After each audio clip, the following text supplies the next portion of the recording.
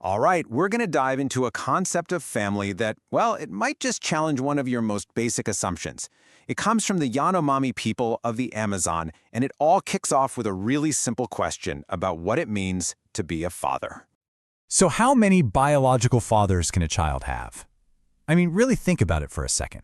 With everything we know about genetics today, the answer seems pretty obvious, right? Almost like it's a trick question, it's so straightforward. Yeah, for most of us, the answer is one. One sperm, one egg, one biological father. Simple. But for the Yanomami people, the answer is it's complicated. And their answer opens up this whole different way of looking at family, biology, even community itself. So let's get into it and explore their unique perspective. Okay, so why is their answer so complicated? Well, it's because it's rooted in this absolutely fascinating framework that they see as just biological fact. And that concept is called partible paternity. So what on earth is partible paternity? Basically, it's the belief that a baby isn't conceived in just one single moment. Nope. Instead, a child is literally built over time. How? Through the repeated contribution of seminal fluid from one or maybe even multiple men. Yeah, the key way to think about it is that semen is seen as the raw material, the building blocks. It's like building a house, brick by brick. The Yanomami believe a child is formed contribution by contribution over time. So the whole process is cumulative, right? Every act of intercourse is believed to add more substance, more material to the developing fetus. So what that means is, if a woman has relations with several different men while she's pregnant, it's just understood that all of them are helping to make that child. Okay, so that's the theory, that's the belief. But how does this actually play out in real life? Let's take a look at how this one idea shapes the entire social reality of the Yanomami. 69. Right now, it's just a number on the screen. But believe me, this number tells a powerful story about just how deeply this belief is woven into the very fabric of their society. So what does it mean? Well, that number represents this. In a survey from way back in 1973, nearly 70% of Yanomami children said they had more than one father. And not just as a social thing, they meant biologically. This isn't some rare exception to the rule. For them, it's the common experience. And their society actually has structures set up to make this work. A great example is something called fraternal polyandry, where a woman marries a set of brothers. In that case, all the brothers can be seen as fathers to her children. The whole system is just incredibly flexible. It even allows paternity to be revised later on for social reasons. And that idea, as we'll see, is super powerful. But, of course, if a child can have more than one dad, that brings up a ton of questions, right? Like, who's responsible for what? Well, this is where the Yanomami have developed this really clear, really sophisticated social architecture to define all those roles. You can even see it in the language they use, which just reinforces this whole worldview. A man is said to tha a child, that's T-H-A, which means to make it. He's the one providing the raw materials. A woman, on the other hand, is said to fla a child, T-H-L-A, meaning she delivers it. She's the vessel, sure, but the man, he's the creator. And look, this system isn't chaotic at all. It's actually a pretty structured hierarchy. So you've got the primary husband and then any secondary fathers. They're all seen as biological contributors, and they all share social duties, like providing care and bringing meat for the child. But that legal authority, the big stuff like arranging a daughter's marriage, that rests only with the primary husband. The really crucial point here is that being named a father comes with real, actual duties. It means you're culturally on the hook. You have to provide food, and you're absolutely expected to show up when your child is sick. It's a very real, very active role for every single man who is recognized as a father. So, what does all this add up to? When we kind of zoom out and look at the bigger picture, what we see is a definition of family that is just profoundly adaptable. It's designed to serve the needs of the community. Ultimately, for the Yanomami, fatherhood just isn't about exclusivity. It's not about one single unbreakable genetic link. No, instead, it's a flexible social tool. It's built on a biological belief, sure, but its purpose is to allow the community to adapt to whatever circumstances come their way. And that flexibility, that is the absolute key. Remember that idea we mentioned, retroactive reclassification? Well, this is it in action.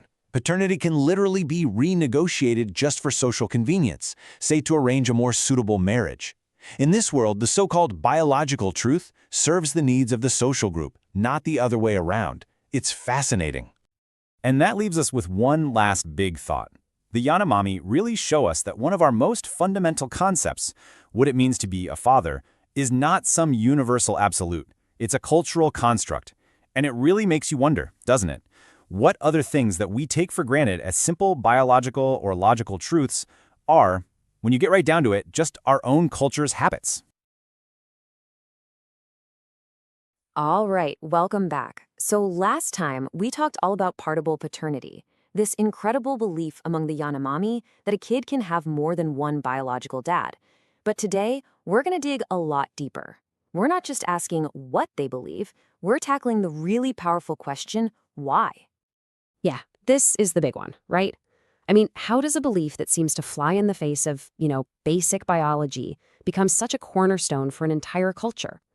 Is there some kind of hidden psychological drama playing out under the surface? Or is it actually a super smart strategy for survival? Turns out, the answer really depends on which pair of glasses you're looking through. And look, we're not talking about some obscure fringe idea here. This is mainstream. A survey found that a whopping 69%, that's 69 out of 100 Yanomami kids, said they had more than one father. So this isn't just some quirky belief. It's literally woven into the fabric of their society. And to really get our heads around it, we've got to bring in the big guns. Two major schools of thought. So in one corner, you've got psychoanalysis. These guys are all about the inner world, right? They're digging into the unconscious mind, looking for hidden symbols and dramas. And in the other corner, you have evolutionary psychology. They're focused on the outer world, the real-world problems of, staying alive and having kids. It's the exact same belief, but wow, two totally different ways of explaining it. Okay, first up, Freud's hidden drama, uncovering the unconscious symbols.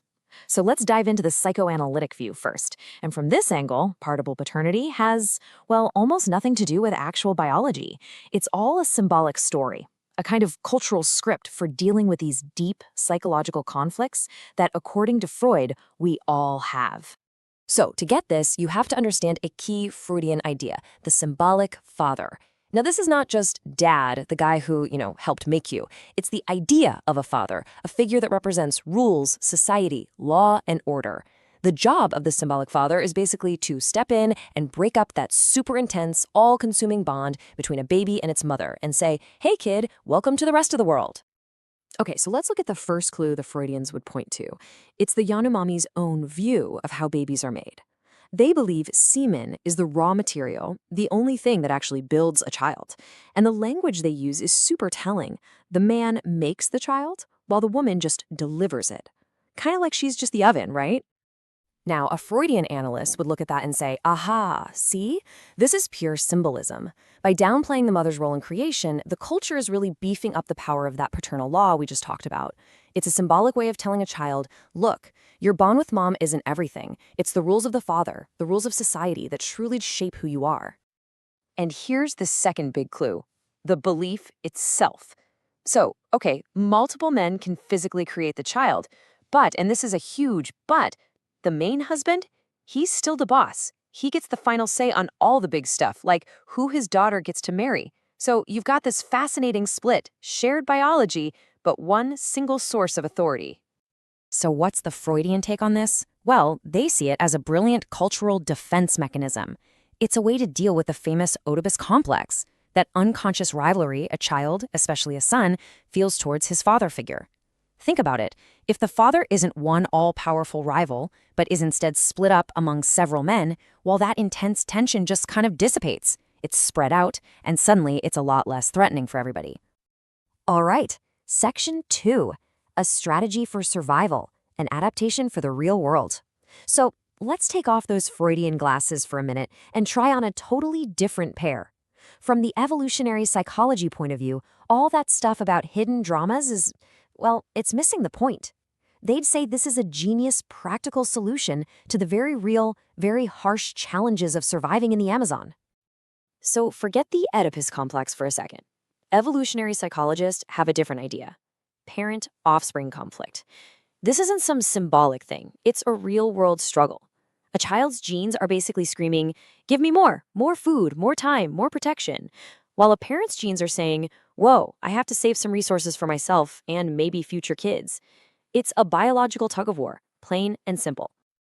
Okay, so let's revisit that first belief, the one about semen being the building block and men making the child. Through this new evolutionary lens, we're not asking, what does this symbolize? We're asking, what practical purpose does this story actually serve? What does it do? And the answer from this point of view is pretty straightforward.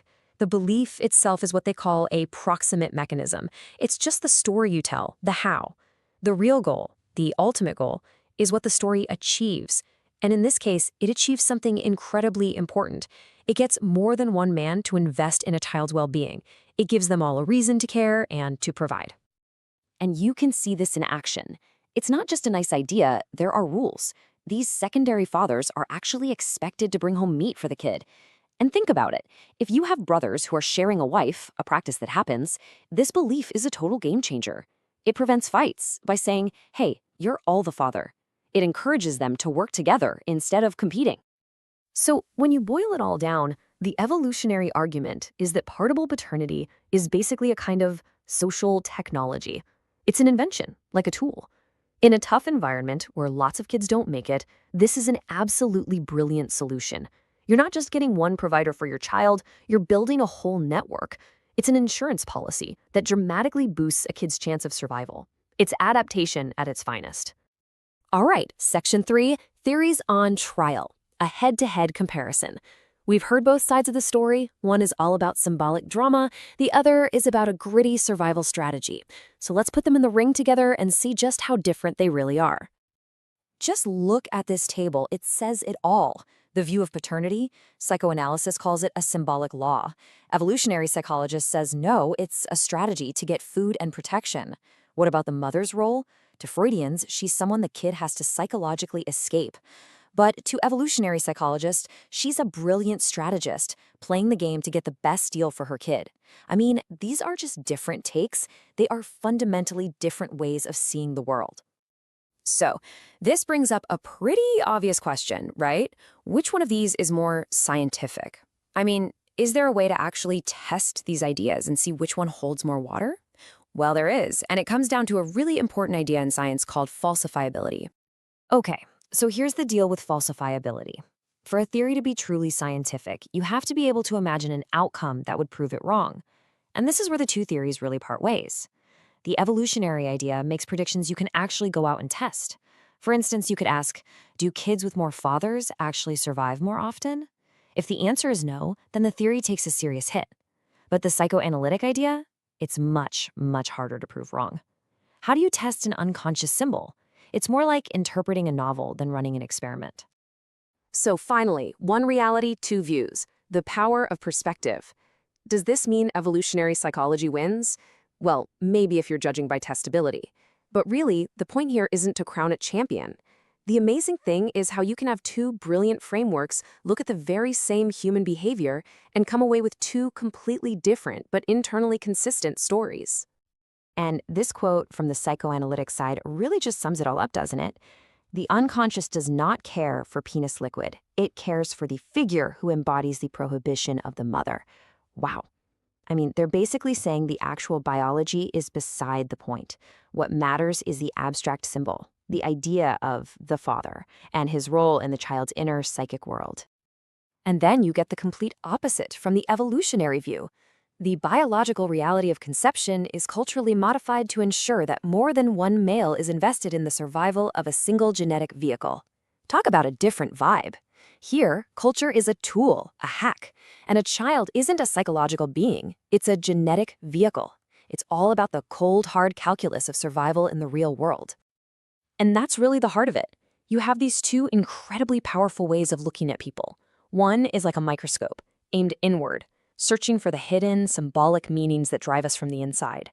The other is like a telescope, aimed outward, looking at the grand story of how we've managed to survive on this planet. Inside versus outside. So I'll leave you with this to think about. What about us? What are the things we believe without even questioning them? You know, the stuff that just seems normal. how many of those might actually be a hidden psychological drama we're all acting out? Or maybe a leftover survival strategy from our ancestors that's still running the show, even if we don't realize it. It's something to think about. Thanks for joining me.